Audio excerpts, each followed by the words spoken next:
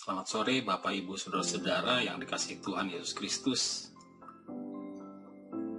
Apa kabar? Semoga Bapak Ibu Saudara-saudara dalam keadaan sehat dalam kondisi pandemi COVID-19 saat ini. Bapak Ibu Saudara-saudara, kembali berjumpa dengan saya dalam acara Biola Bina Online Aja yang digagas oleh GKI Maulana Yusuf.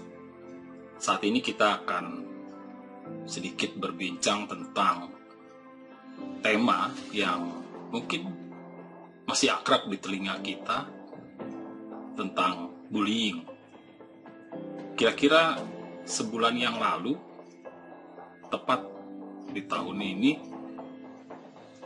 ada yang masih ingat dengan viralnya sebuah video bullying yang terjadi di daerah Sulawesi Selatan. Mungkin Bapak Ibu Saudara-saudara masih ingat. Ya, itu terjadi sebulan yang lalu, masih dekat dengan kita. Peristiwa tersebut terjadi di tengah-tengah kondisi pandemi COVID-19 ini. Betapa memprihatinkannya ketika sekelompok pemuda kemudian mengolok-olok si korban, hingga pada suatu saat kita bisa menyaksikan di video tersebut korban bersama sepedanya yang sedang melintas dengan dagangannya karena dia adalah seorang penjual gorengan. Kemudian ia terjatuh ke sisi lapangan. Hal ini memprihatinkan bukan hanya bagi kita, tapi juga dalam sisi dunia pendidikan juga membuat kita bertanya-tanya sejauh mana pendidikan di tengah-tengah bangsa kita juga berperan dalam mencegah atau melawan kasus atau peristiwa bullying tersebut. Karena pada kenyataannya, menurut penelitian berdasarkan data-data yang dihimpun dimanapun, bukan hanya di Indonesia, tapi juga di luar negeri, bahwa peristiwa bullying atau perundungan ini justru banyak terjadi di lingkungan sekolah, terutama di jenjang SD hingga SMA atau SMK. Nah, sebelum kita lanjutkan, kita pahami dulu apa itu bullying atau perundungan. Bullying atau perundungan ini ada banyak definisi, tapi saya akan menyingkatnya saja. Perundungan adalah suatu tindakan yang direncanakan, yang dilakukan secara sengaja dengan agresif oleh seseorang atau individu, atau juga bisa berkelompok terhadap korban. Dan biasanya ini berakibat kekerasan fisik, juga berakibat juga kekerasan mental bagi si korban. Jika demikian, kita bisa mengingat kembali ke belakang. Mungkin pada saat kita sekolah, entah itu ketika SD, SMP, atau SMA, apakah kita merasa pernah mengalami perundungan atau bullying ini? Mungkin kita melewatinya begitu saja. Kita tidak ngeh dengan apa yang terjadi pada diri kita pada saat itu. Nah, kalau dilihat atau melihat peristiwa yang dialami oleh Rizal, ini sebagai sampel saja, bahwa Rizal, si anak yang menjual gorengan itu adalah korban, dan para pelaku yang usianya lebih tua itu adalah para pemuda yang adalah pelaku. Tapi bukan hanya mereka berdua atau dua pihak itu saja yang ada pada saat itu, melainkan ada juga yang menyaksikan. Nah, ini biasanya disebut penonton. Mereka tidak melakukan pertolongan terhadap si korban atau membela si korban, melainkan hanya menyaksikan, bahkan merekam video tersebut, bahkan tertawa di tengah-tengah kesulitan si korban. Apakah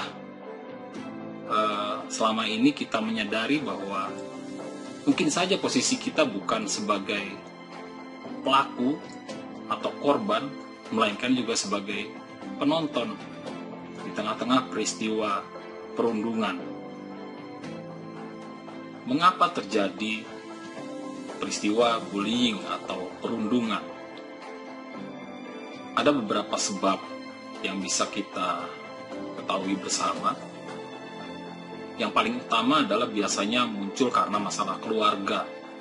Keluarga yang broken home, keluarga yang bermasalah antara orang tua dengan anak, atau bahkan di antara kedua orang tuanya bermasalah, terjadi konflik, lalu si anak mencari perhatian, istilahnya caper, dengan cara melakukan bullying terhadap orang lain, atau bahkan menjadi korban bullying yang dilakukan oleh orang lain. Kemudian juga bisa disebabkan karena stres, karena trauma, serta jati diri yang rusak, atau pemahaman terhadap jati dirinya yang kurang baik. Itu diantaranya yang menjadi sebab terjadinya peristiwa bullying, baik itu sebagai pelaku maupun sebagai korban. Menurut jenisnya, bullying atau perundungan ini dibagi menjadi 3 bagian, yaitu bullying dengan cara fisik, lalu verbal, kemudian sosial. Nah, masing-masing punya penekatan tersendiri. Nah, kalau yang secara fisik itu biasanya jelas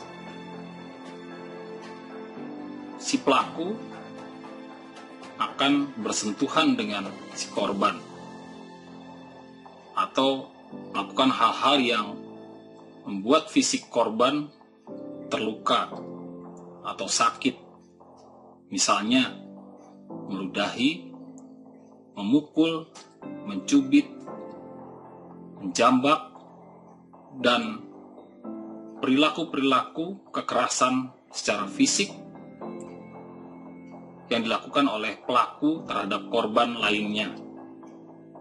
Jadi itu secara fisik. Kemudian secara sosial, misalnya terjadi pengucilan oleh sekelompok anak terhadap seseorang dalam satu kelas. Misalnya ada anak yang secara warna kulit, ras mungkin, agama bahkan, itu karena dianggap inferior, lantas dikucilkan sedemikian rupa.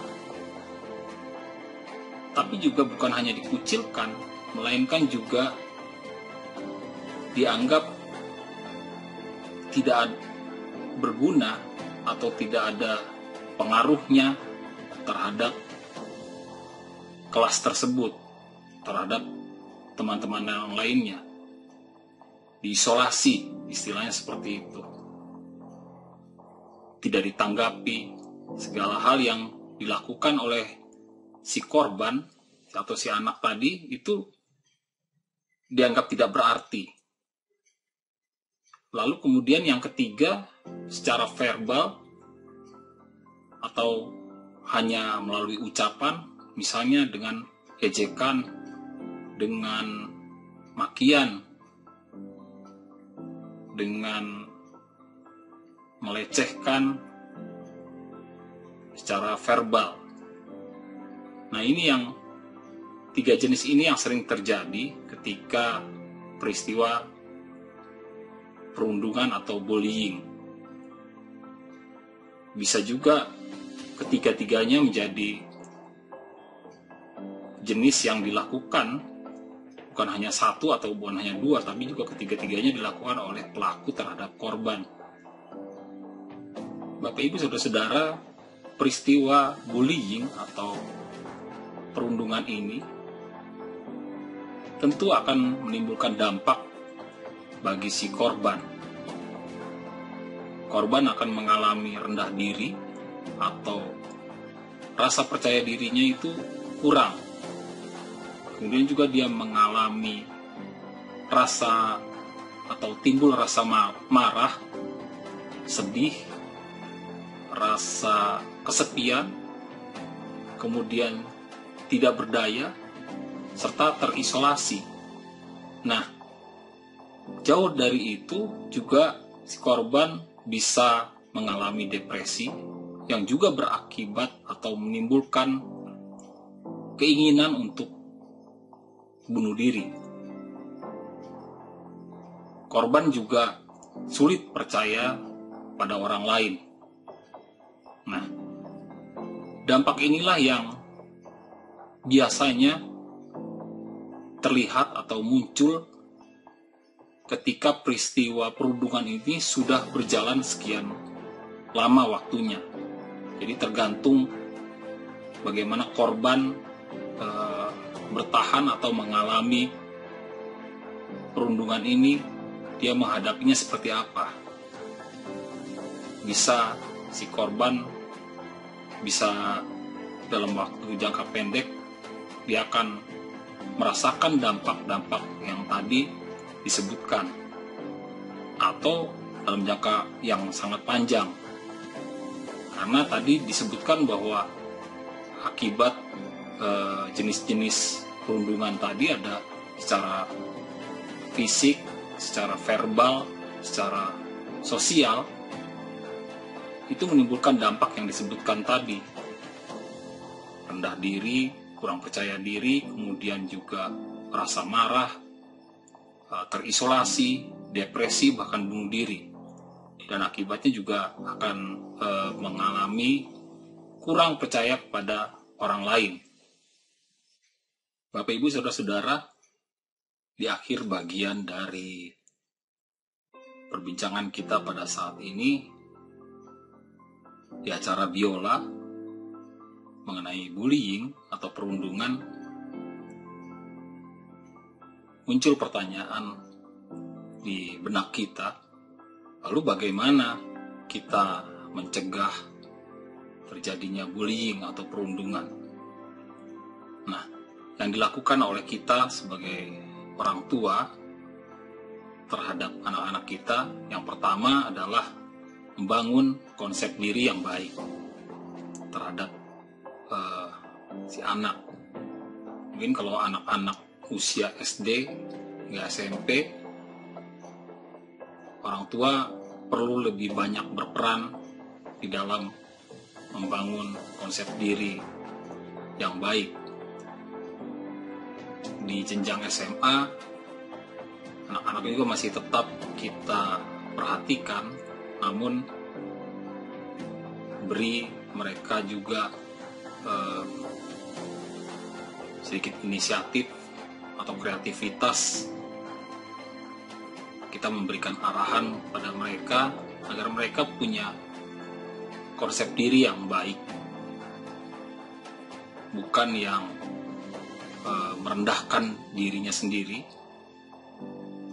menganggap bahwa dirinya kurang dibandingkan dengan teman-teman lainnya, tapi justru membuat si anak merasa bahwa saya menerima diri saya apa adanya, tapi juga saya punya sesuatu yang bisa saya banggakan. Nah, itu yang harus dibangun oleh orang tua terhadap anak-anak. hal ini juga dilakukan bukan hanya terhadap misalnya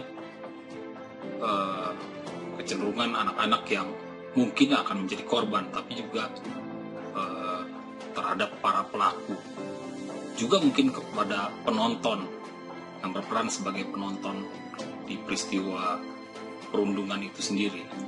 Nah, yang kedua adalah dukung minat dan bakat anak-anak kita. Jadi kalau mereka punya bakat, punya minat terhadap sesuatu yang positif, mari kita dukung.